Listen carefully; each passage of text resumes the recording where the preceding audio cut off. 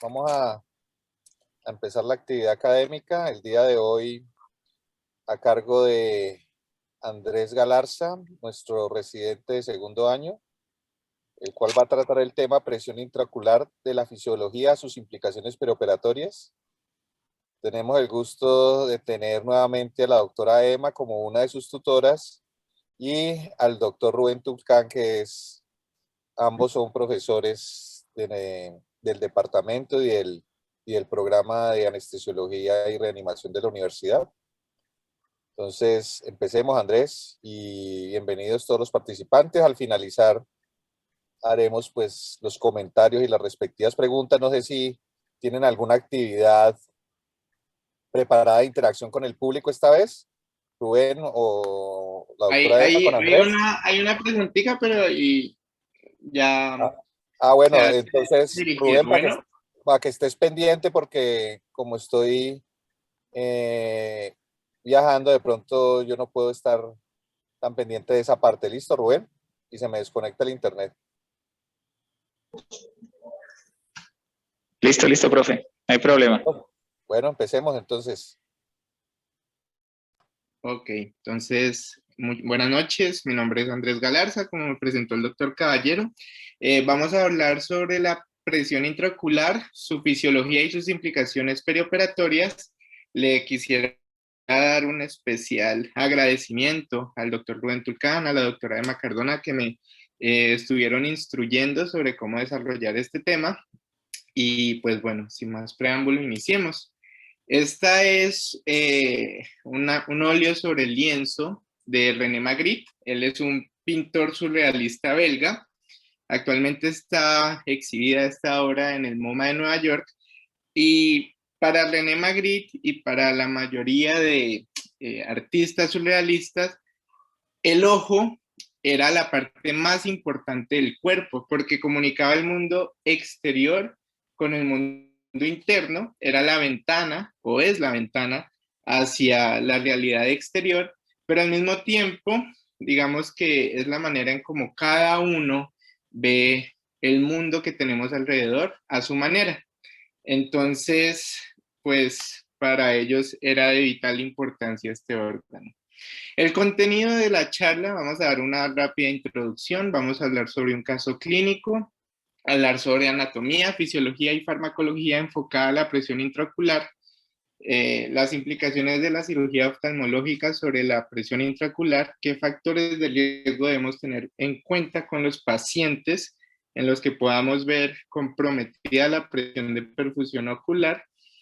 Después vamos a hablar de alteraciones visuales en cirugía no oftalmológica, nos vamos a contextualizar de qué está pasando en la pandemia y vamos a dar unas conclusiones. Entonces, iniciando con el caso clínico, tenemos un paciente de 74 años, es llevado a una revisión del reemplazo total de cadera derecha y en su historia clínica, básicamente es un paciente sano, no tiene ningún antecedente patológico, no toma ningún medicamento, no es alérgico, no fuma. En este caso le dan anestesia general, lo posicionan en decúbito lateral y la monitorización que hacen de su tensión arterial es una monitorización no invasiva en el brazo derecho. En el transcurso del transoperatorio hay un sangrado significativo, tanto que el hematocrito cae de un 51% a un 27%. La hemoglobina con la que sale el paciente es de 9 gramos por decilitro, después de requerir de transfusión de 4 unidades de glóbulos rojos, además de que se le pasaron 4.500 cc de coloides y cristaloides. Y llama la atención que en 4 momentos de la cirugía, cada uno de estos 4 momentos fue de 5 minutos de duración, hubo una hipotensión marcada. El paciente presentó tensiones arteriales debajo de 80 milímetros de mercurio y tensiones arteriales medias debajo de 50 milímetros de mercurio por 4 periodos, cada uno de 5 minutos de duración. La cirugía duró 4 horas y en la unidad de cuidados posanestésicos el paciente se queja de que no ve nada. y se hace un diagnóstico de amaurosis bilateral indolora, el reflejo pupilar estaba abolido de forma bilateral al examen físico, no tenía ningún otro síntoma asociado, le hacen una resonancia magnética orbitaria y craneal que salen normales y se hace la interconsulta con oftalmología.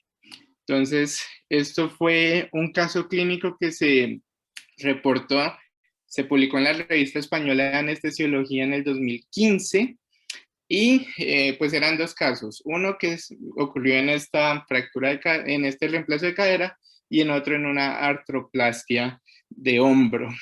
Entonces, pues creo que el anestesiólogo quedó así. Ninguno de nosotros quiere que nuestros pacientes tengan un desenlace de esto.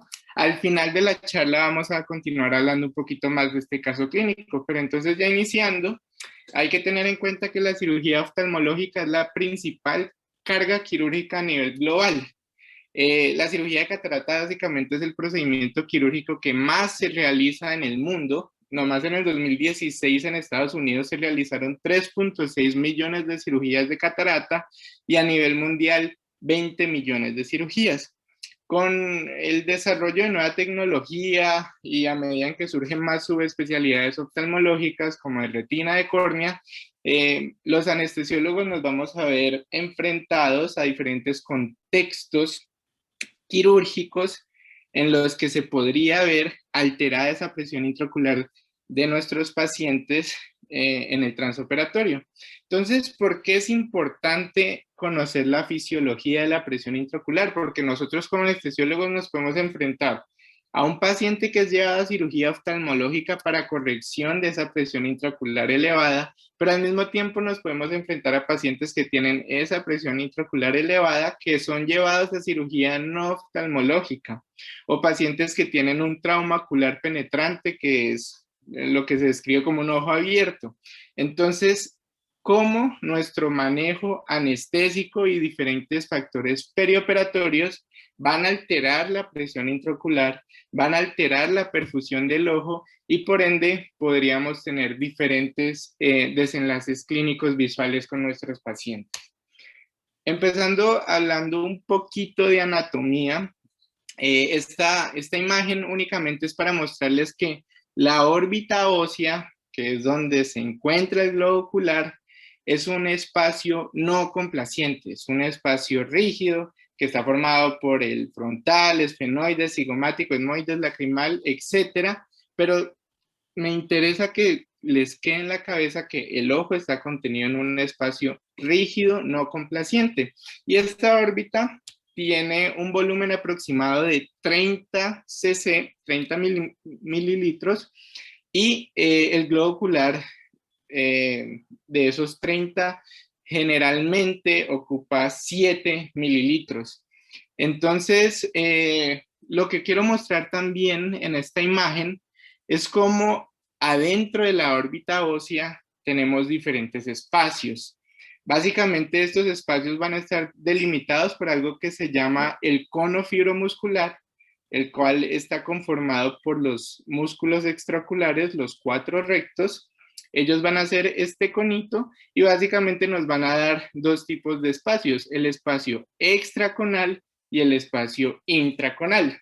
Esta no es una charla sobre el tipo de anestesia regional para cirugía oftalmológica, pero sí quiero que sepan que dependiendo de dónde hacemos nuestros bloqueos, ya sea perivulvar, que es afuera de ese cono muscular, o retrovulvar, que es adentro de ese cono muscular, una vez inyectemos anestésico en ese espacio, un volumen determinado, pues va a generar un aumento de las presiones, porque recordemos que estamos en una cavidad ósea no complaciente. Y este es el bloqueo subtenon, que básicamente es un bloqueo que se hace en el espacio que hay entre la esclera y la fascia de Tenon, y básicamente este lo que hace es que rodea el globo ocular de anestésico local, bloqueando las fibras nerviosas que penetran la fascia de Tenon e inervan los músculos extraoculares. Entonces, continuando con la anatomía, rápidamente vamos a mencionar que el globo ocular tiene 3 capas principales. Una externa que es fibrosa, que básicamente va a ser la córnea y la esclera, que están conformadas de colágeno y elastina. Una capa intermedia, que es vascular y muscular, es el tejido uveal, así se le conoce, y básicamente desde posterior a anterior está conformado de la coroides. La coroides está ricamente vascularizada, se encarga de proveerle oxígeno y nutrientes a la retina y a la cámara anterior. Y anteriormente tenemos el cuerpo ciliar y el iris. Aquí tenemos el cuerpo ciliar y el iris. Y después está la capa nerviosa, que básicamente es la retina, la cual se encarga mediante sus fotorreceptores de convertir las señales de luz en impulsos nerviosos y transmitirlos a la corteza visual. Entonces aquí tenemos el disco óptico, que es por donde ingresa el nervio óptico a la órbita, al globo ocular, y lateral a ese disco óptico tenemos la mácula y tenemos la fóvea, en donde hay una gran concentración de fotorreceptores, en este caso conos, que se encargan de la visión diurna y la visión del color. Ya periféricamente, digamos que hay más presencia de bastones que se encargan de la visión nocturna o escotópica. Y esta última imagen de anatomía la traigo para que básicamente veamos que el globo ocular se puede dividir en un segmento anterior, que es todo lo que está por delante del lente, incluyendo al lente, y un segmento posterior ocular, que es todo lo que está detrás del lente. Aquí hay que tener en cuenta que todo esto es la cavidad vítrea. Ella básicamente contiene algo que se llama el humor vítreo, es una matriz gelatinosa que se encarga del soporte estructural del ojo, y esta cavidad básicamente es 2/3 de todo el globo ocular y tiene un volumen fijo en la mayoría o sea, fisiológicamente este volumen del ojo es fijo, por lo que cambios de este volumen, ya sean mínimos como inyecciones intravítreas, podrían alterarnos la presión intraocular de manera drástica. Ahora sí, continuando con la fisiología, la presión intraocular se define como la presión ejercida por el contenido del globo ocular sobre sus paredes. Y esta presión es esencial para mantener las propiedades refractivas oculares. Ahora, vuelvo y repito lo que les he insistido. Esta es una descripción que hacen en el British Journal de Anestesia del Dr. Murgatroyd del globo ocular, y dice que es una esfera no complaciente contenida dentro de una caja rígida, disculpen ahí, caja rígida. Entonces, básicamente, todo lo que genere compresión externa sobre este globo ocular va a aumentarnos la presión intraocular, comprometiendo la presión de perfusión de este, alterando la perfusión hacia la retina, hacia el nervio óptico, hacia la coroides, y pudiendo llevar a desenlaces como isquemia o amaurosis. La presión intraocular normal se ubica en un rango entre 10 a 20 milímetros de mercurio, tiene fluctuaciones diarias cíclicas, básicamente regulación circadiana de 2 a 3 milímetros de mercurio con picos en la mañana y valles en la noche, y hay 3 factores fisiológicos principales que nos van a influir sobre esa presión intraocular: neuronales, la dinámica del humor acuoso y la presión venosa epiescleral. Cuando hablamos de los neuronales, básicamente estamos hablando de la influencia de los centros diencefálicos del sistema nervioso central sobre la regulación neurogénica del tono de los músculos extraoculares. Y pues básicamente, si hay contracción de estos músculos extraoculares, va a aumentar la presión intraocular. Ya la dinámica del humor acuoso va a ser el principal determinante de la presión intraocular. Básicamente esa dinámica va a ser un balance entre producción y drenaje del humor acuoso. La producción va a ser por el cuerpo ciliar, que lo vemos aquí. Este básicamente es una solución de agua y electrolitos que tiene muy poca cantidad de proteínas, y la función básicamente es nutrir al lente, la córnea, con glucosa y oxígeno. Aquí, como podemos ver, hay un flujo desde la cámara posterior hacia la cámara anterior del segmento anterior del ojo. Esa cámara posterior y anterior están delimitadas por el iris y vemos que ese flujo se va hacia el ángulo iridocorneal, en donde se encuentra el canal de Schlemm, que se encarga del drenaje de ese humor acuoso hacia el sistema venoso orbitario y que básicamente va a requerir de un gradiente de presión que permita que haya un adecuado flujo a través del canal de Schlemm hacia el sistema venoso orbitario. Y por eso ahí llega bueno, aquí de nuevo les muestro cómo es la dinámica del flujo desde la cámara posterior hacia la cámara anterior. Pero ahí es que toma importancia el sistema venoso orbitario como otro factor fisiológico que va a influir sobre la presión intraocular, porque al generar resistencia al drenaje venoso, lo que vamos a hacer es que se va a ingurgitar ese plexo venoso coroideo, va a aumentarnos el volumen intraocular, va a disminuir el drenaje del humor acuoso y por ende, al aumentar el volumen del ojo y al disminuir el drenaje del humor acuoso, pues vamos a tener un aumento de la presión intraocular, que se ha descrito de 1 milímetro de mercurio por cada 0.8 milímetros por cada 0.8 aumentos de la presión venosa central. Y pues básicamente se va a relacionar con aumentos de la presión venosa central por el drenaje que tiene todo este sistema venoso orbitario hacia el seno cavernoso y del seno cavernoso hacia la vena yugular interna. Entonces vamos a ver cómo aumentos de la presión venosa central van a tener repercusiones sobre esa congestión en el ojo que nos va a aumentar la presión intraocular. Pero existen otros factores que son no fisiológicos que también nos van a influir sobre la presión intraorbitaria.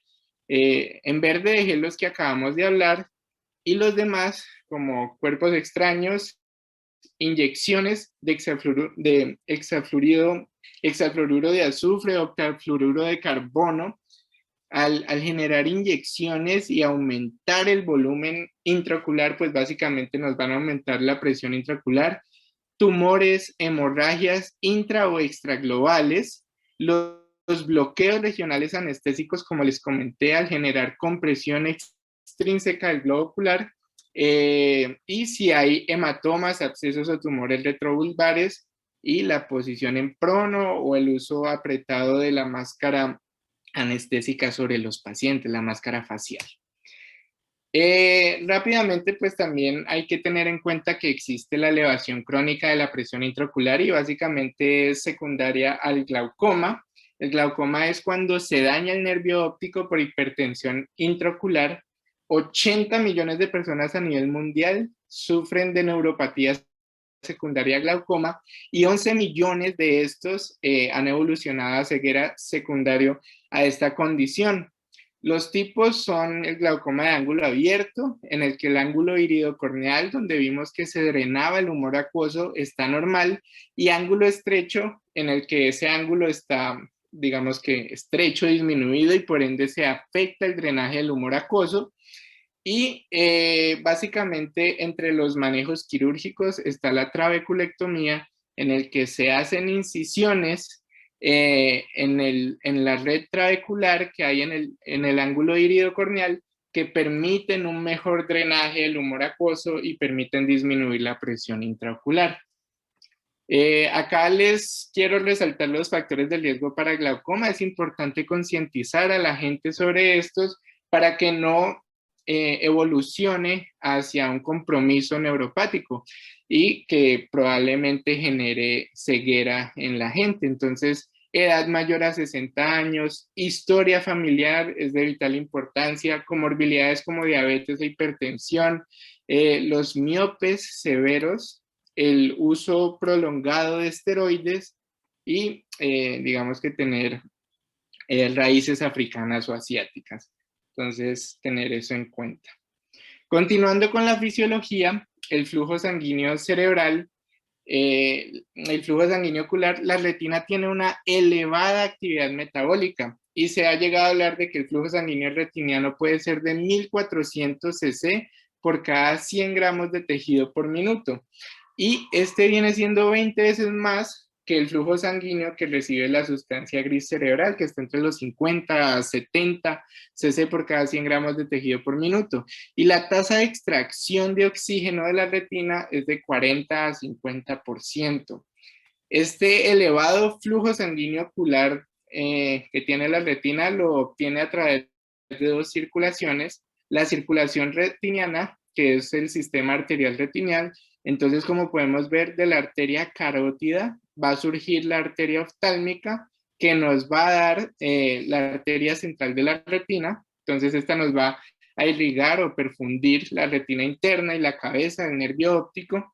Y la circulación coroidea, mediante las arterias ciliares, nos va a cubrir el 85% del resto de la retina periférica. Ahora, este flujo sanguíneo ocular va a tener una regulación tanto por inervación autonómica, autorregulación y acople metabólico. ¿Y por qué? Porque el globo ocular básicamente es una extensión del sistema nervioso central, ambos vienen del neuroectodermo, y pues el flujo sanguíneo ocular va a estar modulado por los mismos mecanismos que el flujo sanguíneo cerebral. Entonces aquí quisiera preguntarle a uno de mis compañeros que por favor explique rápidamente qué es la autorregulación y cómo estos diferentes factores afectan el flujo sanguíneo cerebral, que ya hemos visto, digamos que la teoría en neuro. Por favor, ¿alguno?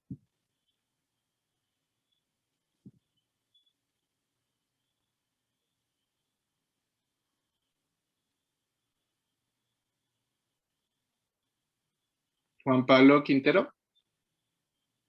Hola, buenas noches. Bueno, en esa gráfica lo que estamos viendo en el eje de las X es la presión de perfusión en milímetros de mercurio, y también estamos viendo en kilopascales, me imagino que la presión de oxígeno. En el eje de las Y estamos viendo la parte de flujo sanguíneo cerebral. El objetivo de la autorregulación es que, como vemos en la gráfica, que es continua, que básicamente en un rango de presión de perfusión de 100 más o menos 50, voy a mantener un flujo persistente de 50 mililitros por 100 gramos de tejido cerebral por minuto. Ese es el objetivo final. Y lo que estamos viendo, hay unos ciertos factores que lo van a modificar. El primero, que vamos a ver, la línea punteada que está marcada como metabolismo, que es una línea directamente proporcional. Entonces, a mayor presiones, el flujo va a ser directamente proporcional, o sea, puede ir aumentando o disminuyendo en la misma proporción. El otro punto importante es el dióxido de carbono, que básicamente me va a hacer dos cosas, dependiendo si está aumentando o disminuyendo. La zona de autorregulación, ese rango que tenemos de 50 a más 150, me lo va a estrechar. En el caso cuando tenemos hipercapnia, me lo va a correr hacia la derecha, y en el caso de hipocapnia, me lo va a correr hacia la izquierda. Y por último, estamos viendo la parte de oxígeno, donde vemos que en este caso con kilopascales, que yo voy a tener un flujo cerebral persistentemente normal, o sea, alrededor de 50, siempre y cuando yo tenga por encima de 7.5 kilopascales. Cuando empiezo a bajar ese valor, el flujo sanguíneo cerebral va a ir aumentando tratando de compensar. Esos son como los tres factores que están viendo aquí en la gráfica, pero el objetivo final es mantener la presión de perfusión cerebral en un gran rango para mantener el flujo entre 50, que es el objetivo de la autorregulación. Muy bien, muchas gracias. Entonces, sí, básicamente la autorregulación es mantener un flujo constante independiente del cambio de presiones. Ya mirando lo que hablabas, en el ojo también hay un acople metabólico con el flujo sanguíneo ocular. Básicamente hay mayor flujo ante mayor demanda metabólica de la retina, como podemos ver. Entonces hay un estímulo en la retina, se libera glutamato. En este caso, digamos que las células gliales de la retina van a ser las encargadas de, al aumentar su metabolismo, liberar diferentes mediadores vasodilatadores localmente, como el óxido nítrico, prostaglandinas, adenosina, eicosanoides y potasio libre, Y en el caso contrario, cuando hay, digamos, disminución del metabolismo, pues por ende también va a disminuir el flujo ocular y se liberan vasoconstrictores como el ácido araquidónico que produce tromboxano, calcio libre y endotelina. Entonces, al igual que en el cerebro, en el ojo hay un acople metabólico con el flujo sanguíneo ocular. Este flujo sanguíneo ocular también tiene la autorregulación cerebral y también se va a ver influenciado por hiperoxia, hipoxia e hipercapnia. Entonces, como nos dijo nuestro compañero, la hiperoxia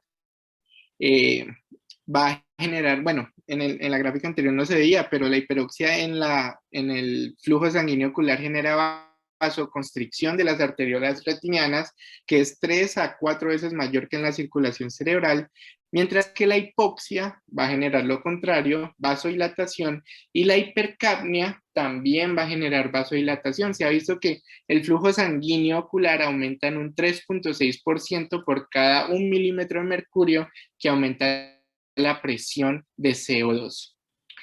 Entonces, ¿cómo se afecta la presión de perfusión ocular? Así como está la presión de perfusión cerebral, tenemos la presión de perfusión ocular y también va a estar, digamos que influenciada por la tensión arterial media. La fórmula de la presión de perfusión ocular es tensión arterial media menos presión intraocular en vez de presión intracraneana como se ve para la presión de perfusión cerebral, y los valores normales que se han descrito para esta PPO son 45 a 55 milímetros de mercurio. Debajo de 30 milímetros de mercurio se habla de una presión de perfusión ocular crítica en la que ya empieza a verse isquemia, daño de isquemia, tanto en el nervio óptico como en la retina. Y pues básicamente aquí les quiero mostrar cómo la presión intraocular nos va a afectar esa presión de perfusión ocular.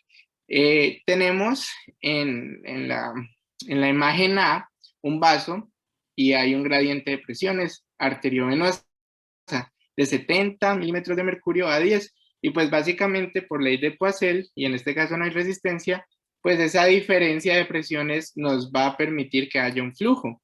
Cuando tenemos presiones intraoculares normales de 10 milímetros de mercurio, vemos como ese flujo no va a tener resistencia, va a ser adecuado, porque hay un gradiente de presión transmural que permite que el vaso se mantenga distendido. Mientras que a medida en que aumenta la presión intraocular, va a empezar a haber compresión extrínseca del vaso, va a haber un aumento en la resistencia al flujo, y si la presión intraocular llega a ser igual que la tensión arterial media, podríamos tener un caso en el que inclusive no habría flujo para ese ojo. Y aquí lo podemos ver evidenciado en fundoscopias. Vemos cómo el disco óptico está bien perfundido cuando hay una presión intraocular dentro de rangos normales, pero ya cuando esa presión intraocular empieza a aumentar a valores de 60 milímetros de mercurio, la arteria retiniana empieza a verse pulsátil, pálida, vemos que hay edema, vemos como los vasos periféricos se empiezan a perder porque la perfusión se empieza a ver comprometida. Importante, hay alguien con el micrófono. Importante la presión intraocular. Este es un normograma que hicieron con pacientes que eran llevados a vitrectomía. Básicamente nos está comparando la presión de perfusión con la presión intraocular y nos dan diferentes medidas de tensión arterial. Entonces vemos que la línea negra son pacientes que están hipotensos con una sistólica de 90 y una diastólica de 60, y la línea azul son pacientes que ya tienden a estar hipertensos. Y lo que nos quiere mostrar, como pueden ver los cambios de colores, aquí tenemos una presión de perfusión crítica debajo de 30, como les mencioné, y el rango normal entre 45 a 55 se ve verde. Entonces vemos como aumentos de la presión intraocular nos van a alterar esa presión de perfusión, y de vital importancia tener en cuenta que si tenemos un paciente con una presión intraocular elevada y además lo tenemos hipotenso, pues va a haber un compromiso crítico o severo en la perfusión, en la presión de perfusión ocular de ese paciente, y que inclusive si tenemos presiones intraoculares muy elevadas, no va a ser suficiente con elevar la tensión arterial media, pues las cifras tensionales de los pacientes, y va a haber un compromiso de esa presión de perfusión. Es más, lo que se ha visto es que la presión de perfusión ocular se va a ver más comprometida si hay elevaciones simultáneas, tanto de la presión intraocular como de la tensión arterial media. La tensión arterial media no logra compensar también esas elevaciones de la presión intraocular, y también se ha descrito que la presión intraocular de por sí genera estrés mecánico sobre el globo ocular que puede conllevar a daño neuronal e isquemia. Hablando un poquito de farmacología, existe el músculo dilatador de la pupila, que tiene fibras nerviosas simpáticas postganglionares que vienen del plexo cervical, y está el esfínter pupilar y el músculo ciliar, que son fibras nerviosas parasimpáticas postganglionares del ganglio ciliar. Entonces, cuando nosotros aplicamos agonistas colinérgicos, en este caso va a ser el receptor muscarínico M3, lo que hacen es que generan contracción del esfínter pupilar del iris. Pues básicamente nos contrae el esfínter, también hay acomodación del lente gracias a la contracción del músculo ciliar, y esto lo que permite es que haya un mejor drenaje del humor acuoso. Recordemos que el humor acuoso se drena en este ángulo iridocorneal, y cuando se contrae el músculo ciliar, digamos que se va a abrir mejor ese ángulo y va a permitir un mejor drenaje. Agonistas simpáticos del receptor alfa-1 como la fenilefrina, básicamente lo que van a hacer es contraer el músculo dilatador de la pupila, y como podemos ver aquí, van a generar la midriasis en los pacientes, pero no tiene, cuando únicamente estimulamos el receptor alfa-1, no hay cicloplegia, no se altera la parte del músculo ciliar y no se afecta la acomodación del ojo. Entonces, hay otras opciones terapéuticas farmacológicas que podemos utilizar para manejar la presión intraocular en nuestros pacientes. Agentes endovenosos como la acetazolamida, que disminuye la producción de humor acuoso. El manitol, pues que va a ser la misma terapia osmótica que utilizamos cuando tenemos hipertensión endocraniana, que básicamente nos va a permitir deshidratar la cámara vítrea.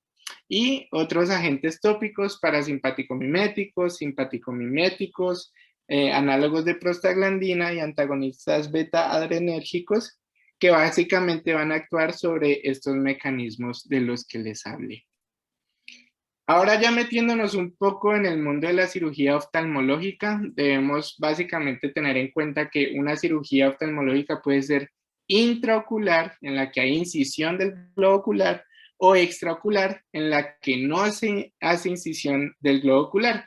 En el caso de las extraoculares, digamos que la presión intraocular no va a tener mucho impacto sobre el procedimiento ni sobre los desenlaces de pero repercusiones de cirugías extraoculares, por ejemplo, una blefaroplastia, puede hacer que el párpado quede muy poco distensible. Entonces, posteriormente, si queremos hacer un bloqueo en un paciente que ha tenido una blefaroplastia, volúmenes pequeños van a hacer que ese ojo quede mucho más apretado y nos puede aumentar la presión intraocular mucho más, permitiendo que le podamos poner menos volumen anestésico. Y otras cirugías extraoculares vendrían siendo, por ejemplo, la reinserción de músculos extraoculares para la cirugía de corrección de estrabismo. Y aquí, pues, quiero tocar el reflejo oculocardíaco, el cual es un estímulo parasimpático que se da cuando se comprime externamente el globo ocular o hay tracción de los músculos extraoculares, especialmente el recto medio. Entonces, ¿qué es lo que pasa? Se genera ese estímulo parasimpático, va la aferencia por el ganglio ciliar, va la aferencia por la rama oftálmica del trigémino, va a llegar al núcleo principal sensitivo trigeminal en la protuberancia, De ahí esa aferencia viaja al núcleo motor dorsal, el núcleo motor del vago, y va a generar las eferencias parasimpáticas que van a estimular el nodo sinusal, los receptores M2, y van a generar bradicardia, y en algunos casos, si es muy severo, podría haber inclusive paro o hipotensión. Entonces, ¿en quiénes hay mayor riesgo? Los pediátricos tienen, digamos que, impulsos vagales mucho más marcados, y pues el riesgo que se puede dar durante la cirugía de corrección de estrabismo, en la que hay manipulación de esos músculos extraoculares, y básicamente nos pueden generar bradicardias extremas agudas, pero el manejo es retirar el estímulo. Entonces usted le dice al cirujano, hey, tengo una bradicardia, porfa, deja de traccionar el músculo extraocular, y generalmente responde. Si no responde, pues ya uno procede a tropinizar al paciente, y generalmente hay buena respuesta a esto, pero sí hay que estar muy pendientes porque son cambios muy agudos, es muy abrupto la bradicardia que pueden tener los pacientes pediátricos. Continuando con la cirugía oftalmológica, entonces ya nos vamos a la intraocular. Esta intraocular puede ser abierta o cerrada. En este caso, cuando es abierta, va a haber una comunicación del contenido ocular con la atmósfera, y el concepto de presión intraocular básicamente deja de existir porque el ojo está abierto y va a tener la presión equilibrada con la presión atmosférica. Pero aquí lo que toma importancia viene siendo la presión vítrea positiva. Si usted genera compresiones de la pared de la esclera, ya sea por tensión de los músculos extraoculares, o porque hay una masa periorbitaria, o porque quizás después del bloqueo que usted realizó quedó un sangrado venoso que empieza a generar un hematoma expansivo, pues lo que podría haber es un efecto de compresión de masa, y usted con el globo ocular abierto lo que podría tener es extrusión de los contenidos oculares. Hay una complicación que es la hemorragia coroidea expulsiva, la cual va a ser desencadenada por un aumento brusco de la presión de perfusión ocular. Entonces, ¿qué es lo que pasa?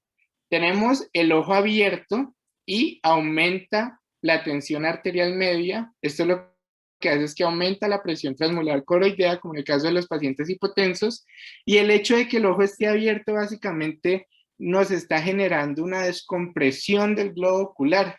Esto va a ser secundario a incisiones quirúrgicas, y se podría haber exacerbado por permeabilidad vascular en caso de que haya inflamación infecciosa, quirúrgica o traumática. Entonces vamos a ver este video de una hemorragia coroidea expulsiva. Van a ver lo rápido que es. Acá va. Now, this is a case where the patient has a 3-piece IOL which is dislocated, and the decision has been made to do an IOL exchange, removing this 3-piece lens and replacing it with an anterior chamber lens. So there's the large incision that's being made. Now, you could probably cut the lens or fold it, etc., but that's not the point of this. So small incisions being made initially, and there's the 3-piece lens in the anterior chamber, and the incisions being opened up. Now, this big incision is the risk factor. The eye at this point is hypotenuse. Entonces, ahí básicamente lo que está pasando es que hay un lente intraocular desacomodado, lo deciden cambiar por otro lente, pero hacen incisiones muy grandes, quirúrgicas, y generan una hipotensión abrupta de la presión intraocular. Entonces vamos a ver ya lo que sigue. And the pressure is very low, close to 0. And that's one of the big risk factors for the hemorrhage. So watch carefully. As the AC lens is being placed in the eye, look at the red reflex. Se pierde el reflejo rojo rápidamente por la Unbeknownst to the surgeon, hemorragia there you go. Viscoelastic comes aguda. out of the front of the eye. Watch again. The red reflex is lost in just 1 second. So as the AC lens is being put in, the eye's hypotenuse, there it goes. Look, the red reflex just disappears completely. And now as the hemorrhage continues, unbeknownst to the surgeon, you see the shallowing of the anterior chamber, loss of viscoelastic, there it is. Empieza a haber extrusión de los contenidos oculares, porque al haber una hemorragia dentro del globo ocular, pues básicamente hay una presión que está haciendo que los contenidos oculares sufran extrusión. Esta es una complicación como vieron, es muy rápido, sucede muy rápido, es muy poco lo que podemos hacer. Básicamente el cirujano tiene que cerrar el ojo rápido y tratar de presurizarlo de nuevo, pero retomando la fisiología de la que hemos hablado, podríamos jugar con factores como disminuirle la tensión arterial a nuestro paciente para que disminuya esa presión transmural coroidea que está permitiendo que haya, digamos que, ese sangrado, y aumentarle, por ejemplo, la FIO2 a los pacientes, que generaría vasoconstricción a nivel retiniana. Continuando con la cirugía ventricular, pues si no es abierta es cerrada, y en este caso el concepto de presión intraocular sí va a aplicar. Gracias a diferentes avances tecnológicos, pues ya se logra hacer cirugía ventricular cerrada con microincisiones, y esto va a ser de vital importancia, por ejemplo, en vitrectomía o cirugía de catarata, porque dependiendo de la presión del fluido de irrigación o la presión de infusión y succión de la facomulsificación durante la cirugía de catarata, o por manipulación orbitaria externa, o si hacen inyecciones de fluido gas, al estar el globo ocular cerrado, digamos que no va a haber un mecanismo compensatorio a estos cambios abruptos de la presión intraocular, y podríamos tener variaciones de estas. Entonces, lo que se ha visto, se han reportado fluctuaciones sustanciales de la PIO en vitrectomía desde hasta 120 milímetros de mercurio, en cirugía de catarata hasta 96 milímetros de mercurio, cuando se hacen inyecciones intravítreas de volúmenes muy pequeños, de 0.5 cc, la PIO puede aumentar hasta un 150% de su nivel basal, y esto pues va a tener repercusiones sobre los desenlaces quirúrgicos visuales. Se ha visto que en 14% de los pacientes que son llevados a, que 14% de pacientes llevados a vitrectomía no complicada terminan con alteraciones del campo visual, que pueden ser desde efectos periféricos hasta maurosis, y 20% de los casos evidenciaron cambios sugestivos de isquemia. Entonces hubo compromiso de la presión de perfusión ocular, ya sea por insulto quirúrgico, insulto anestésico. En este caso el quirúrgico es que por infusión o por compresión externa haya aumentado la presión intraocular y nosotros tuviéramos a nuestro paciente hipotenso con sedación o con anestesia general muy profunda. Y pues también se ha visto que los pacientes en estos casos podrían tener comorbilidades asociadas a, digamos que, mayor susceptibilidad a compromiso de la presión de perfusión ocular. Más adelante vamos a ver cuáles son estas. Lo cierto es que pues, los avances tecnológicos han permitido que se implementen nuevas máquinas quirúrgicas, como este R-Revolution de Opticon, producido en Roma, que se va a encargar de medir la presión de infusión, va a autorregular y controlar el sistema de irrigación para compensar cambios de la presión intraocular en tiempo real, pero pues hay que tener siempre en cuenta las consideraciones de cómo las cirugías oculares pueden tener implicaciones sobre la presión intraocular, independiente de si existen sistemas que tratan de compensar estos cambios o no. Y nuestra anestesia, ¿cómo va a influir sobre la presión intraocular? Aquí básicamente están los bloqueos que les mencioné, el perivulvar, que va a estar por fuera del espacio conal, las inyecciones donde vamos a poner el volumen anestésico, y el intraconal, que va a estar por dentro de ese espacio conal. Y pues básicamente al usted poner volumen en la cavidad orbitaria ósea, que es rígida, no complaciente, pues va a generar aumentos en la presión intraocular por efecto de compresión, un efecto de masa. La presión intraocular puede llegar a aumentar entre 5 a 10 milímetros de mercurio. Como ven aquí, es mayor en un bloqueo perivulvar que el retrovulvar y que el subtenon, básicamente porque los perivulvares requieren de mayor volumen. Y hay que tener en cuenta que los valores de presión intraocular van a retornar a su valor normal después de 5 minutos, gracias a ¿qué?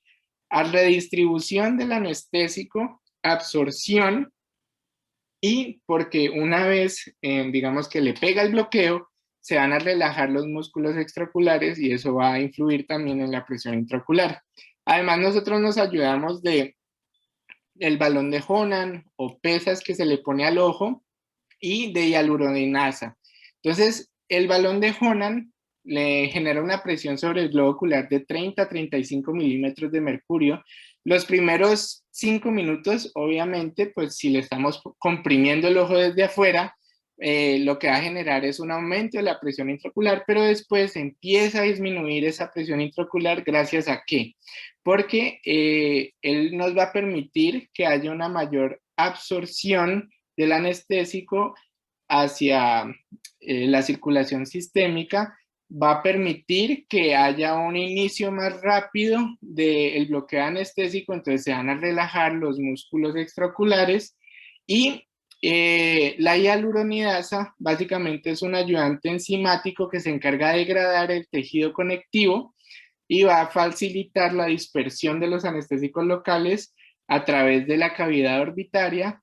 Entonces nos va a permitir que el bloqueo sea más rápido, va a mejorar la calidad del bloqueo y va por ende a disminuir la presión intraocular al relajar los músculos extraoculares. Acá es un estudio de los cambios en la presión intraocular después de inyecciones perivulvares en los que se les puso compresión ocular o no. Entonces, básicamente lo que mostró este estudio es que en el grupo en el que se ponía compresión, vemos la presión previa a la inyección perivulvar, era de 14 en el paciente normal. Cuando le ponían el volumen anestésico, que en este caso la mayoría de volúmenes que se utilizaron fueron menores a 10 cc, aumentó la presión intraocular a 25 milímetros de mercurio, pero al ponerle un balón de Honan, la compresión externa, vemos cómo vuelve y disminuye esa presión intraocular, mientras que si no se le pone compresión externa, este era el otro grupo en el que no le pusieron el balón, entonces la inyección previa, la presión intraocular previa a la inyección era de 15, después de la inyección era de 24 y 20 minutos después de la inyección, si no se ponía una compresión externa, vemos cómo continuaba elevada de 22 milímetros de mercurio en este caso. Y aquí vemos que la mayoría de inyecciones nos van a elevar la presión intraocular entre 7.5 a 12.5 milímetros de mercurio. La anestesia general también tiene implicaciones sobre la presión intraocular. Digamos que, ¿qué beneficio tendría la anestesia general en cuanto a la regulación de la presión intraocular? Que podemos controlar más fácilmente a factores fisiológicos como la presión arterial de oxígeno, la presión arterial de CO2. Entonces, como vimos, al igual que en la regulación del flujo sanguíneo ocular, van a tener implicaciones en si se vasodilata o si se vasocontrae. Básicamente, la mayoría de medicamentos que utilizamos van a disminuir la presión intraocular, los opioides, los agentes inductores anestésicos, principalmente el propofol, se ha visto que puede disminuir la presión intraocular hasta en un 40%, los agentes inhalados, los relajantes musculares, las benzodiazepinas y lidocaína o nifedipino, pero tenemos otros que pueden generar aumentos de la presión intraocular, como cuáles, la ketamina y la succinilcolina. Entonces los pongo y los subrayo rojitos porque digamos que son controversiales. ¿Qué se ha visto? En esta publicación en la revista de anestesiología colombiana, en nuestra revista, en el 2019 lo que ellos buscaban era ver, hicieron una revisión sistemática en la que querían ver cuál era el impacto de la ketamina sobre la presión intraocular de los niños. Básicamente el problema que ellos planteaban es que los niños pues son una población poco colaboradora y cuando les iban a hacer tonometrías del ojo pues era muy difícil tenerlos quietos. Entonces se llevaban a esos exámenes de tonometría bajo anestesia general y querían saber si la ketamina podía o no influir sobre la presión intraocular y por ende alterar los resultados del examen al que se llevaban a los niños. Pues hacen la revisión sistemática, obtienen 9 artículos. Hay que tener en cuenta que ellos utilizaron la herramienta de valoración de calidad del NIH y la mayoría de estudios, digamos que estuvieron entre una calidad aceptable a buena, pero lo que se evidenció es que la ketamina no generaba aumentos significativos sobre la presión intraocular, especialmente si se utilizaba en dosis menores a 4 miligramos por kilo, mientras que en el adulto o los pacientes que tienen un ojo abierto secundario a un trauma ocular penetrante, todavía digamos que se requiere de mayor evidencia y se sigue como con la idea de que la ketamina podría ser perjudicial en estos casos.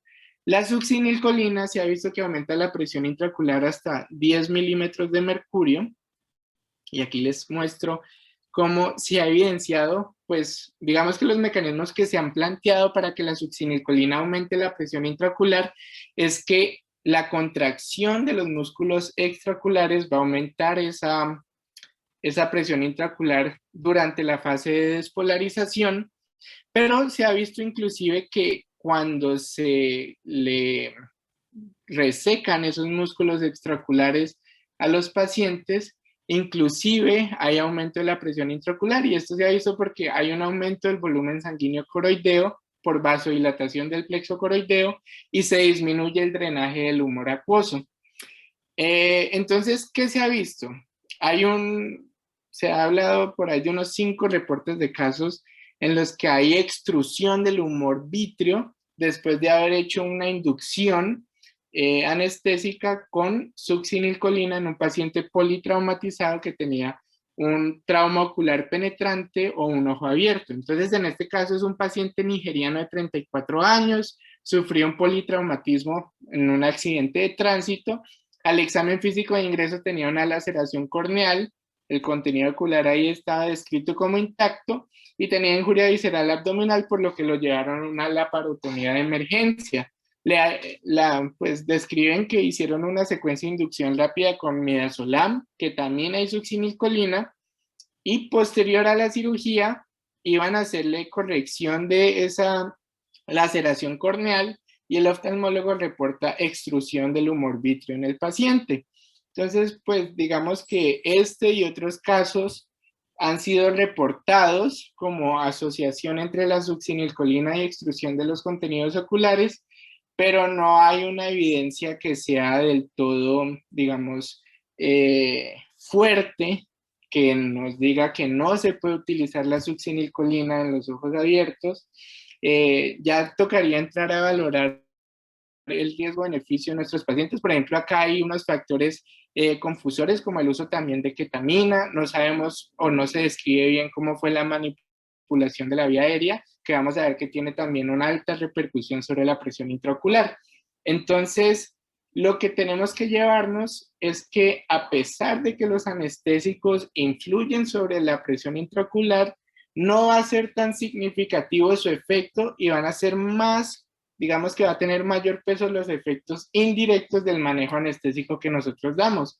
Entonces, indirectos como ¿qué? Como la laringoscopia y la intubación orotraqueal. Pues cuando generamos la laringoscopia hay un estímulo simpático que nos aumenta la presión intraocular. Por eso es de vital importancia que nosotros tengamos a nuestros pacientes en un adecuado plano anestésico, un adecuado plano de relajación, utilizar opioides, lidocaína IV para atenuar esa respuesta a la laringoscopia y pues con lo que hablamos de la succinilcolina, si requerimos de hacerle una secuencia de intubación rápida y tenemos un paciente politraumatizado con estómago lleno, que pensemos que hay un riesgo de que tenga un ojo abierto o un trauma ocular penetrante, pues podemos optar por el rocuronio si tenemos la disponibilidad de su Gamadex, en caso tal de que se requiera revertir con urgencia esa relajación neuromuscular. Y pues la importancia de una manipulación sutil de la vía aérea. Se ha visto que la máscara laringea a comparación de la intubación orotraqueal disminuye menos la presión intraocular, al igual que el uso de videolaringoscopios. Entonces, aquí este estudio lo que muestra es que a medida en que se repiten las laringoscopias en un paciente, hay un efecto aditivo en el que la presión intraocular va aumentando progresivamente. Y estos estudios de acá compararon la laringoscopia convencional con un laringoscopio Macintosh con diferentes videolaringoscopios, como el AirTrack 2, el GlideScope y el McGrath. Y en todos lo que concluyeron es que la elevación de la presión intraocular con el uso de videolaringoscopios es mucho menor a si se compara con una laringoscopia convencional. Ya en la extubación también es muy importante evitar la tos y el pujo en estos pacientes porque puede aumentar la presión intraocular hasta en un 40, hasta 40 milímetros de mercurio. Esto es 30 milímetros de mercurio más de lo que se describe con la succinilcolina. Importante un despertar suave en nuestros pacientes, entonces ahí podemos optar por remifentanilo, dexmedetomidina, lidocaína endovenosa y hacer un adecuado manejo de las náuseas y vómito postoperatorio, teniendo en cuenta que las arcadas también nos van a aumentar la presión intraocular. Pero ¿quiénes son los pacientes en los que yo tengo que decir, ojo, tengo que tener cuidado porque se me le puede comprometer fácilmente la presión de perfusión ocular? Pacientes que tengan comorbilidades como aterosclerosis, en los que se evidencia enfermedad vascular, ya sea enfermedad arterial periférica, que tenga un ACV previo, una estenosis de la carótida, pacientes que sufran de diabetes, de dislipidemia, de hipertensión, miopía severa, glaucoma, tabaquismo, obesidad y enfermedad coronaria. Como podemos ver, son muchos factores de riesgo cardiovasculares que básicamente van a comprometer esa perfusión vascular al órgano blanco que viene siendo el ojo. Otras consideraciones en cirugía oftalmológica viene siendo que el intraquirúrgico le genera una alta demanda de oxígeno a la retina, como puede ser en el caso de que se utilice láser o crioterapia, y siempre considerar cirugías en las que vaya a haber hipotensión, en las que pues pensemos que van a haber periodos de hipotensión marcadas, secundarias a hemorragias severas, y la posición en la que va a estar nuestro paciente. Entonces, posición en prono como cirugía de columnas e inclusive posiciones como que tengan un Trendelenburg marcado, como por ejemplo cirugía laparoscópica ginecológica, en la que van a hacer histerectomías que requieren de un Trendelenburg casi de 45 grados o más, y vemos como esto también nos aumenta la presión intraocular. ¿Por qué? Porque el prono y el Trendelenburg lo que van a hacer es que nos van a aumentar la presión venosa central, van a generar congestión a nivel de las venas coroideas y por ende van a disminuir ese gradiente que hay para el drenaje del humor acuoso, aumentando la presión intraocular. A eso súmele que el prono pues disminuye el retorno venoso y por ende podríamos tener al paciente hipotenso, y en casos de que se utilice Trendelenburg y laparoscopia, pues el neumoperitoneo también nos va a comprometer esas presiones venosas centrales y va a empeorar el aumento de la presión intraocular. Entonces ya nos vamos a la cirugía no oftalmológica. La pérdida visual perioperatoria se ha descrito que complica 1 en 60,000 anestesias para procedimientos no oftalmológicos. Entonces podemos ver que es una complicación rara, pero es una complicación catastrófica. Y las etiologías que se han planteado básicamente son debido a disminución en la presión de perfusión, aumento en la resistencia vascular y disminución en la capacidad de aporte de oxígeno. Pero digamos que los que van a tener mayor influencia de la presión intraocular van a ser la presión de perfusión ocular. Esta puede verse afectada por hipotensión sistémica, ya sea por hemorragia, hipotensión, se ve mucho en bypass, en cirugías cardíacas que requieren de bypass cardiopulmonar, digamos que es una cirugía de alto riesgo en la que puede ocurrir esto hasta en 1.3% de casos, que haya disminución en la presión en la arteria oftálmica por estenosis carótida y aterosclerosis, los factores de riesgo de los que hablamos previamente, que tenemos que tener muy en cuenta con nuestros pacientes, o que hayan aumento de compresión extrínseca sobre el globo ocular, que nos aumenten esa presión intraocular, disminuyan la presión de perfusión ocular debido a una congestión venosa, y este básicamente va a ser el caso de la cirugía espinal, en donde se ha reportado pérdida visual perioperatoria en un 0.2%. Básicamente hay tres causas macro de pérdida visual perioperatoria: la neuropatía isquémica del nervio óptico, la oclusión central de la arteria de la retina y la amaurosis cortical, pero estas primeras dos son las que, digamos, se ven influenciadas por la presión intraocular. La neuropatía isquémica del nervio óptico es la forma más común de pérdida de visión perioperatoria permanente en los adultos que son llevados a cirugía no oftalmológica. Es una pérdida de visión indolora en la que, al afectarse el nervio óptico, se va a perder la aferencia de este y por ende se altera el reflejo pupilar. Como podemos ver, pues va a estar más presente en cirugía cardíaca y en cirugía espinal debido a estos mecanismos patológicos que implican estas cirugías. Y pues digamos que también se han reportado en procedimientos con el Trendelenburg marcado o en otros procedimientos que no sean de cirugía espinal que requieran del paciente en prono. Entonces aquí vemos esta imagen del New England, es muy bonita porque nos muestra cuáles son los factores fisiopatológicos que nos van a alterar esa perfusión ocular. Entonces vemos lo que hablamos: si aumentamos la presión venosa va a generar congestión ocular, y esa congestión ocular genera un aumento del volumen ocular y por ende va a aumentarnos la presión intraocular y también nos va a disminuir el drenaje del humor acuoso.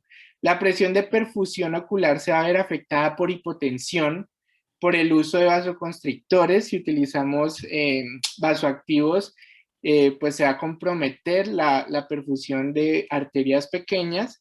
Si el contenido de oxígeno está alterado, ya sea por anemia, ya sea por hipoxia, también se va a comprometer esa perfusión ocular adecuada.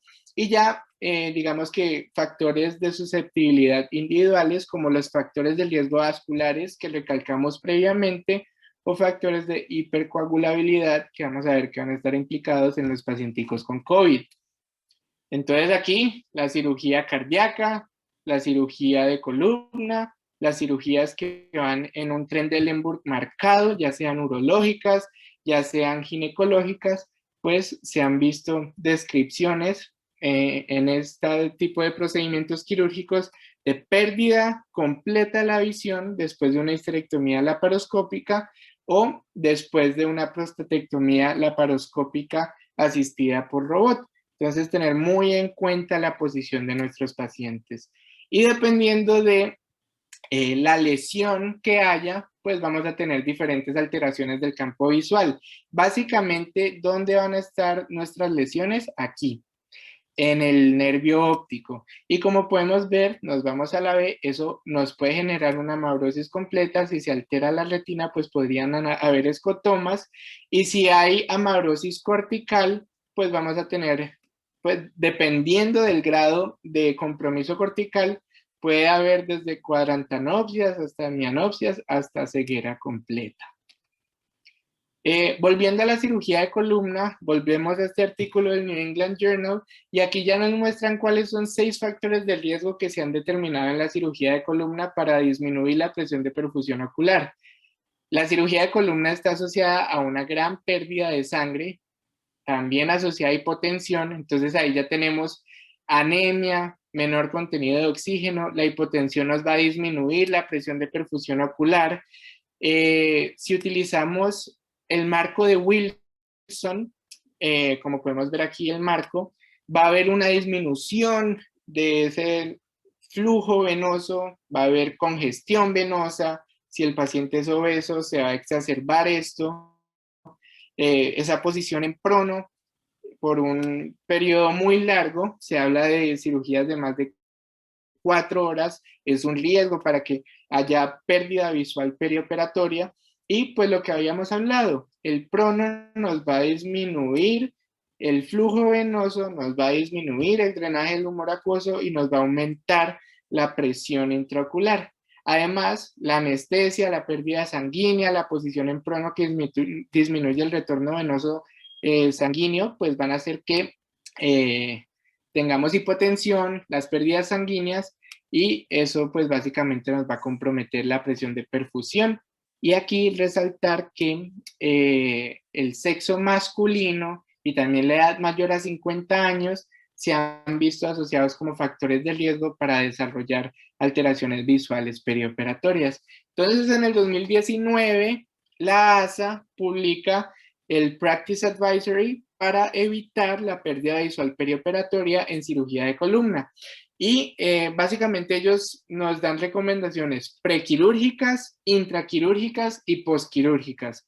En el prequirúrgico hay que determinar si hay presencia de anemia, tratar de llevar a estos pacientes a un patient blood management, optimizarlos antes de que los llevemos a la cirugía, y también determinar si hay factores de riesgo vasculares, los que hablamos, que el paciente sufra de diabetes, de enfermedad arterial periférica, que haya tenido un ACV previo, estenosis carotidia, que sea obeso, que fume, que tenga hipertensión. Si el paciente tiene factores de riesgo vasculares, además pensamos que la cirugía, digamos que va a ser una cirugía de columna multinivel, pensamos que va a durar más de 4 horas y que va a tener unas pérdidas estimadas de más de 800 cc, se le debería informar al paciente que tiene riesgo de pérdida visual perioperatoria. Yo creo que muchas veces esa complicación se nos olvida mencionársela a nuestros pacientes, y digamos que puede tener unas implicaciones médico-legales de peso si llega a ocurrir este desenlace, digamos que fatal. Entonces, es importante informarle a los pacientes del riesgo y tratar de optimizar los factores modificables previo a la cirugía, como les dije, llevando al paciente a un patient blood management, un programa para tratar de mejorar su anemia y tratar de influir sobre los factores de riesgo vasculares que sean modificables. Intraquirúrgico, tener en cuenta que el prono, tratar de mantener la cabeza a nivel del corazón o encima y en posición neutra, porque si está debajo del nivel del corazón va a generar más congestión venosa y por ende nos va a aumentar más la presión intraocular. Evitar la hipotensión, entonces tenemos que hacer una monitorización continua de la tensión arterial media, ojalá con una línea arterial. Prevenir sangrado con ácido tranexámico y hacer una monitorización periódica de hemoglobina y hematocrito. En caso tal de que el paciente requiera, pues hacerle reanimación con cristaloides, coloides o si lo requiere, hemocomponentes. Y de igual manera, si tenemos al paciente hipotenso, la guía dice que se pueden utilizar vasoactivos para tratar de corregir esa tensión arterial media. Ya en el postquirúrgico, los pacientes de alto riesgo, cirugía prolongada, factores de riesgo vasculares, con mucho sangrado, se les debe valorar la visión y tratar de optimizar todos esos factores que vimos en la imagen del New England que nos van a alterar la perfusión ocular. Entonces optimicemos la hemoglobina, optimicemos el estado metabólico y la oxigenación arterial de los pacientes. Lo que hay que tener en cuenta es que, como les dije, las cirugías de mayor riesgo para pérdida visual perioperatoria son la cirugía cardiovascular y la cirugía de columna. Estas recomendaciones se pueden tener en cuenta también para la cirugía cardiovascular. Ya cuando hablamos de la oclusión de la arteria central de la retina, estamos hablando que puede ser un compromiso unilateral o bilateral y básicamente va a ser por compresión extrínseca del ojo, ya sea por inadecuada posición intraoperatoria. Entonces se va a ver mucho en los pacientes que van en prono en cirugía de columna.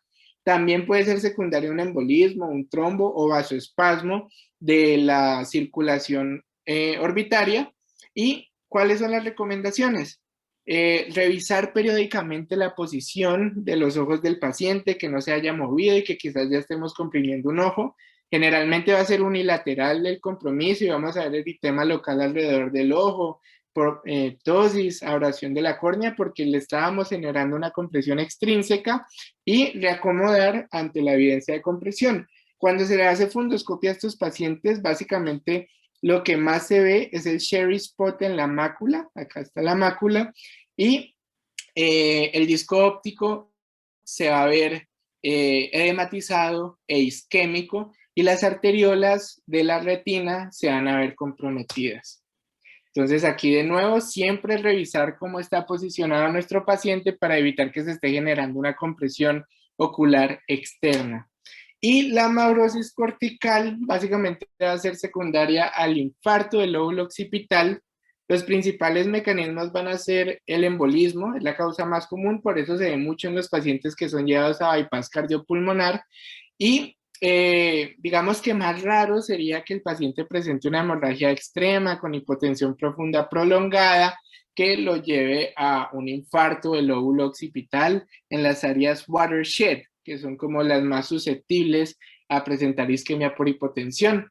Esta amaurosis puede ser temporal o permanente, unilateral o bilateral. Es muy raro que sea bilateral, por lo que decimos, generalmente va a ser por embolismo, y se puede evaluar mediante TAC o resonancia magnética. Para todas estas alteraciones visuales se habla de un periodo de recuperación entre 3 a 6 meses con neurorehabilitación. Aquí los pacientes digamos que pueden recuperar algo su visión, pero si posterior a esto no ha habido mejoría, ya la pérdida visual digamos que se puede considerar permanente.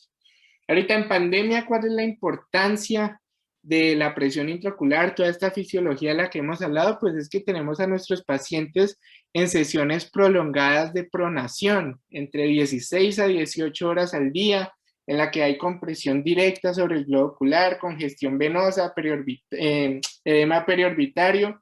El paciente va a estar muchas veces con alteración sistémica, hipotenso, requiriendo vasoactivos, y además pues recordemos que el COVID está asociado a un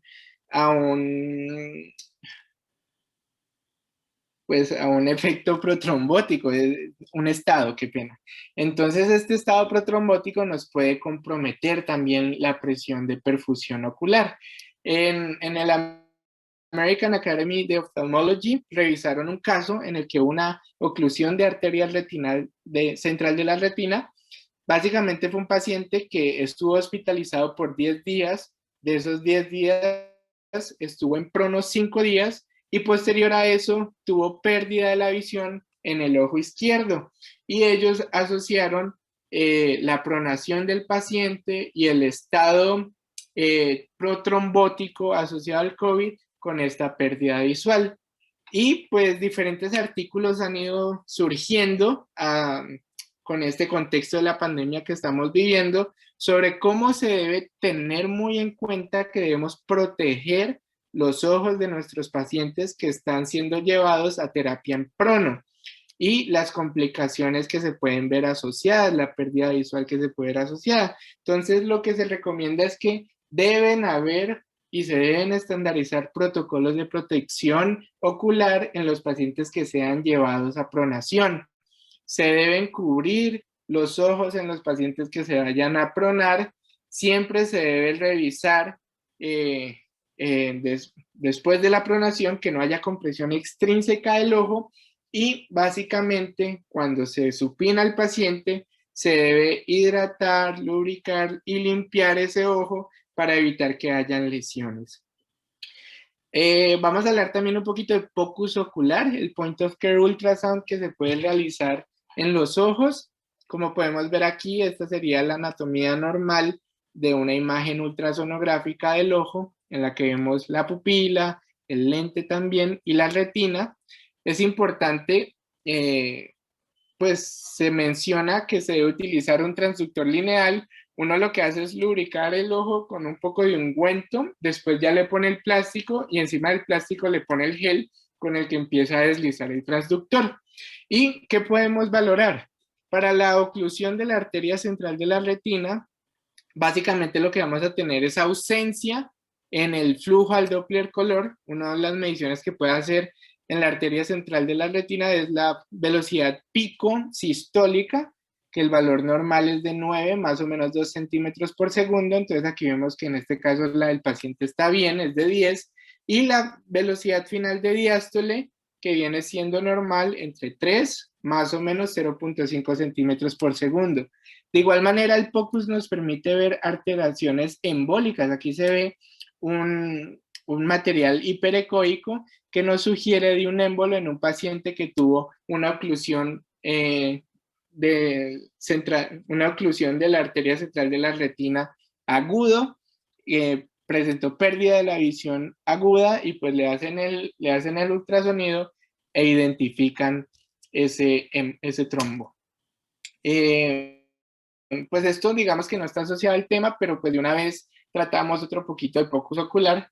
Para la hipertensión endocraniana, lo que se ha visto es que el diámetro de la vaina del nervio óptico, uno lo que hace es, detrás de la retina, 3 milímetros detrás de la retina, usted mide ese diámetro de la vaina del nervio óptico. Si es mayor a 5 milímetros de mercurio, tiene una milímetros, perdón, tiene una sensibilidad mayor al 88% y especificidad mayor al 93% para predecir que el paciente tiene hipertensión endocraniana con presiones mayores a 20 milímetros de mercurio. Y también recordemos la imagen normal del globo ocular en la ultrasonografía. Vemos aquí como hay protrusión del disco óptico. Entonces, si esa protrusión, la medida desde la parte posterior del globo ocular hasta el pico de la protrusión es mayor a 0.6 milímetros de mercurio, también nos habla de una sensibilidad del 82% y especificidad del 76% de que el paciente presente hipertensión endocraniana. Continuando con el caso clínico del cual empezamos esta charla, el paciente fue valorado por oftalmología, le realizaron tonometría, la presión intraocular estaba normal en ambos ojos, la fundoscopia presentaba un edema bilateral del disco óptico y la valoración de los campos visuales presentó un escotoma absoluto bilateral. Cuando le hicieron potenciales visuales evocados, estos fueron anormales y fue compatible con neuropatía isquémica bilateral del nervio óptico. Entonces, 3 años después, se le hizo seguimiento al paciente, la fundoscopia ya evidenció los discos ópticos atróficos, el paciente requería de un cuidador diario para realizar sus actividades cotidianas. Fue un daño irreversible que se asoció a ¿qué? La hipotensión prolongada que presentó ese paciente, la hemorragia masiva intraoperatoria, la anemia posoperatoria del paciente y otros factores de riesgo como fue el género, la edad y la duración de la cirugía bajo anestesia general. Entonces lo que quiero, digamos que este caso clínico no estaba tan asociado a la presión intraocular, pero sí quiero que les quede muy claro que los compromisos visuales de nuestros pacientes, un paciente que no tenía ningún factor de riesgo, terminó con un daño irreversible en algo tan complejo como es su visión. Como conclusiones, pues las complicaciones visuales ocurren tanto en cirugía oftalmológica como no oftalmológica. Es importante entender la fisiología de la presión intraocular y la presión de perfusión ocular para tener una adecuada prevención y saber qué debo hacer para manejar y evitar estas complicaciones. Y siempre tener en cuenta los factores de riesgo que les mencioné, las comorbilidades de los pacientes, el tipo de cirugía y la posición quirúrgica en la que van a estar, que nos podrían alterar la presión de perfusión ocular. Y eso es lo que les tenía para hoy. Muchas gracias por su atención.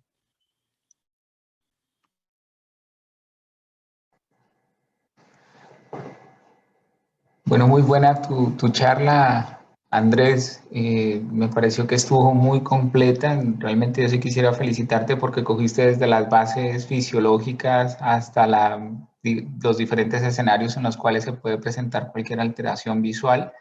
Pues incluso gracias a los presentes, porque yo sé que esta es una hora donde todos están cansados, agotados, y yo creo que lo hizo muy bien, cubriste muy bien todo el tema. Y para todos, pues recordar que esta sí es una cirugía que realmente es la que más se realiza en el mundo, y probablemente nos van a llamar a algún escenario a acompañar al cirujano, o si no, seremos muy probablemente el paciente con el pasar de los años. Y esta pérdida, como lo demuestra Andrés, no se presenta solamente en la cirugía oftalmológica, desde los escenarios de la UCI, los escenarios de cirugía mayor a cirugías menores también se presentan. Entonces creo que sí alcanzaste a captar al público dándole la importancia y la relevancia de esta condición. Muy buena tu charla, sí, sí te felicito y sobre todo por la base fisiológica que le diste a este compromiso de la presión de perfusión cerebral junto con todos los medicamentos y el porqué y las causas del por qué aumenta esta presión y cómo puede alterar, digamos, la visión a todos esos pacientes. No sé si el público o alguien tendrá alguna pregunta, pues con gusto podremos aclararla. Ahí vi que el doctor Ochoa puso una pregunta de cómo hubiera manejado el paciente en el intra, pre y postoperatorio. Básicamente, pues vuelvo a lo mismo, es un paciente que no tenía factores de riesgo, era un paciente sano, que en el intraoperatorio, una cirugía de alto riesgo de sangrado, como es un reemplazo total de cadera, pues presenta efectivamente una hemorragia que le disminuye el hematocrito casi en un 50%. Y de igual manera reportan que el paciente estuvo en 4 episodios con una hipotensión sostenida, una hipotensión debajo de 50 milímetros de mercurio de tensión arterial media, y digamos que por un periodo sostenido de 5 minutos cada una. Entonces, ahí lo que hay que hacer es enfocar a estos pacientes, darles una adecuada monitoría, considerar una línea arterial para, digamos que tener un mejor manejo de la presión arterial, especialmente si estamos teniendo cambios tan drásticos secundarios a hemorragia, y pues evitar siempre la hipotensión en nuestros pacientes. No solo estoy seguro que este paciente no solo se le afectó la visión, sino que también debió haber tenido compromiso a nivel renal, también debió haber tenido algún tipo de MINS, injuria miocárdica, en cirugía no cardíaca, porque pues la idea, lo que se habla, pero eso también hay que individualizarlo, es que los pacientes no deben tener una tensión arterial media debajo de 65 milímetros de mercurio, porque ya empezamos a tener un impacto sobre la perfusión de nuestros diferentes órganos. Y ya después de la cirugía era de mucha importancia pues hacerle un manejo adecuado a la parte de la anemia del paciente.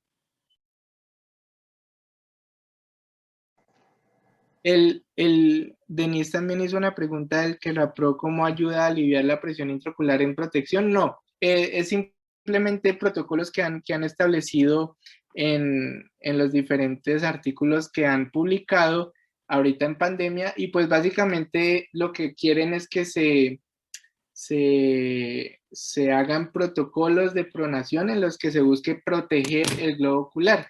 El que la PRO básicamente es para evitar la abrasión de la córnea.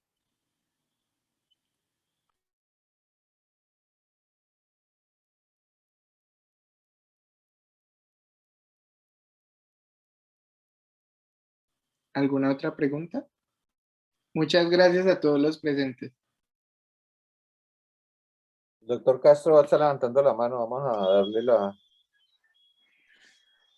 Hola, buenas noches, ¿me escuchan? Hola, profe, ¿cómo estás? Bueno, Galarza, felicitaciones por la charla, muy buena, muy completa.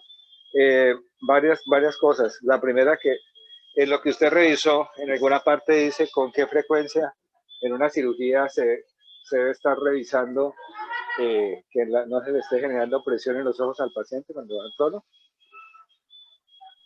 Ok, pues básicamente ellos no dan como un intervalo de tiempo en la guía de la ASA que les presenté, simplemente dicen que uno debe tener en la cabeza que se debe estar haciendo una revisión constante, pues es muy raro que el paciente en pro no se mueva, pero casos existen, y siempre estar pendientes de que no se esté haciendo una compresión extraocular. Lo que sí es que, por ejemplo, en los casos del Trendelenburg extremo, por ejemplo, esas histerectomías laparoscópicas, hablaban de que pacientes que tienen un alto riesgo de tener la presión intraocular elevada, el paciente con glaucoma, diabético, hipertenso, que tiene, digamos que otros factores de riesgo cardiovasculares, como enfermedad arterial periférica, se debería hablar con el cirujano para ver si se puede reposicionar al paciente cada hora a posición neutra de nuevo para disminuir esa congestión venosa y después volver a posicionarlo, porque si se mantiene en una cirugía prolongada un Trendelenburg muy marcado, podría haber un compromiso con estos pacientes y como les mostré, también hay reporte de desenlaces adversos.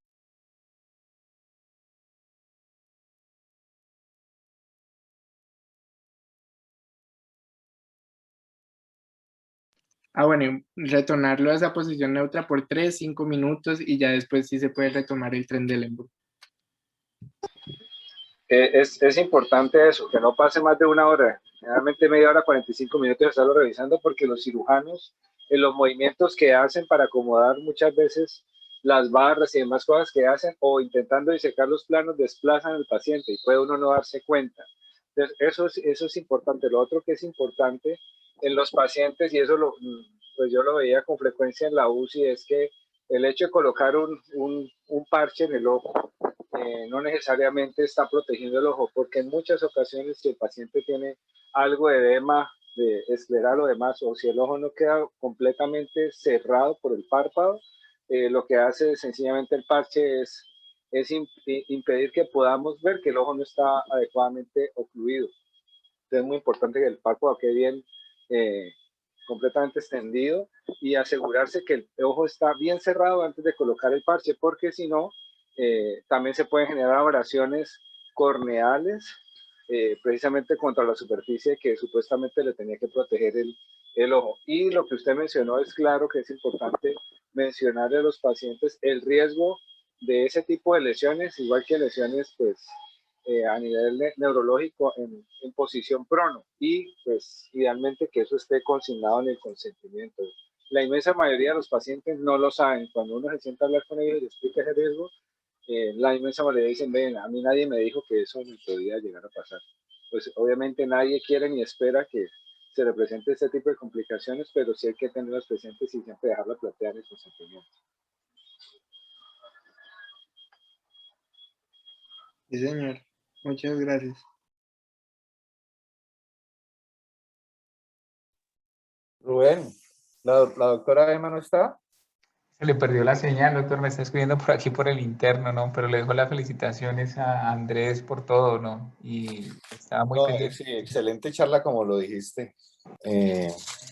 O como lo han dicho todos, una revisión general desde la fisiología a todas las patologías y todas las complicaciones. Felicitaciones, Andrés. No veo más preguntas en el chat. No sé si quieras complementar algo más, Rubén. No, me pareció la última parte interesante también. Yo creo que es algo donde la ecografía va a tener pie para abrir por lo menos campos de investigación. Yo creo que es algo que nos va a dejar, digamos, como un punto abierto como para que podamos seguir estudiando, presentando un tema acerca de esto. ¿No revisaron pulsiones ecoguiadas, bloqueos ecoguiados? Sí, Me parece sí, que señor. puede ser un poco más dispendioso, ¿no? Sí, sí, igual pues, se supone que lo tiene que hacer no con un lineal, sino con un palo de golf, ¿no? Lo que pasa que eso simplemente sirve para ver dónde queda distribuido el anestésico y para ver si tienen estafilomas, es decir, si la esclera tiene alguna prolongación que normalmente uno ve y puede llegar a funcionarla, pero no es tan útil, es más dispendioso, dice usted. Y el riesgo... El tema del calor generado por los cristales, ¿algún problema en el ojo, no? No, más es por la dificultad, porque uno genera presión sobre el globo ocular y acerca más sobre la aguja. Al contrario que uno cuando lo hace el bloqueo, lo que hace es tratar de rechazar el globo ocular y sobre un punto pues se accede a colocar la aguja. Entonces uno tiene un rango de seguridad muy alto, realmente. Pero en relación al calor generado por los cristales, No, para nada. Para nada, Además, para como es nada. algo muy O sea, corto, se de hecho, puede hacer... aquí se hace ecografía también Ah. para valoración al paciente, no solamente digamos, lo hacen como una parte del seguimiento de los estudios. Sí, Dentro del paciente neurocrítico también lo hacemos dentro de las ventanas de doble transcraniano. Y lo que dijo él al final de la medición de la vaina del nervio óptico, ¿no? Es una opción. Y más si a veces el paciente no se puede trasladar. Sí, exacto. Como que hay más preguntas en el chat. No, solo felicitaciones a los doctores, a Andrés y a los tutores. Entonces, yo creo que dejamos ahí, Rubén, ¿o qué? Vale, vale, profe. Entonces, muy Bueno, buenas muchas gracias a noches a los todos. participantes, Muchísimas muchas gracias a gracias. todos nuevamente los presentes. Muchas gracias, feliz noche. Bueno, Espero tenerlo más seguido, Rubén, por acá, por sí, señor, estas siempre. actividades Sí, de señor. tutor. Muy bien. Bueno, señor. Bueno, que estén bien. Hasta luego. Buenas noches, Ay, doctora Emma, dígame. ¿hacer algún comentario de la revisión? No, la revisión me pareció extraordinaria. Andrés muy juicioso, hizo una presentación muy buena. De pronto, pues, eso sí es digamos, un estudio que se usa mucho para mirar, pues, problemas de retina y eso, pero ya es muy especializado, es el OCT, o tomografía ocular computarizada. Y realmente ese estudio sí va a dar exactamente qué problema tuvo algún paciente, ¿no? Es una especie de angio y muestra pues toda la vascularización y toda la retina en campos muy buenos. Pero es un estudio pues, como digo, muy especializado y no lo tienen en todos los sitios.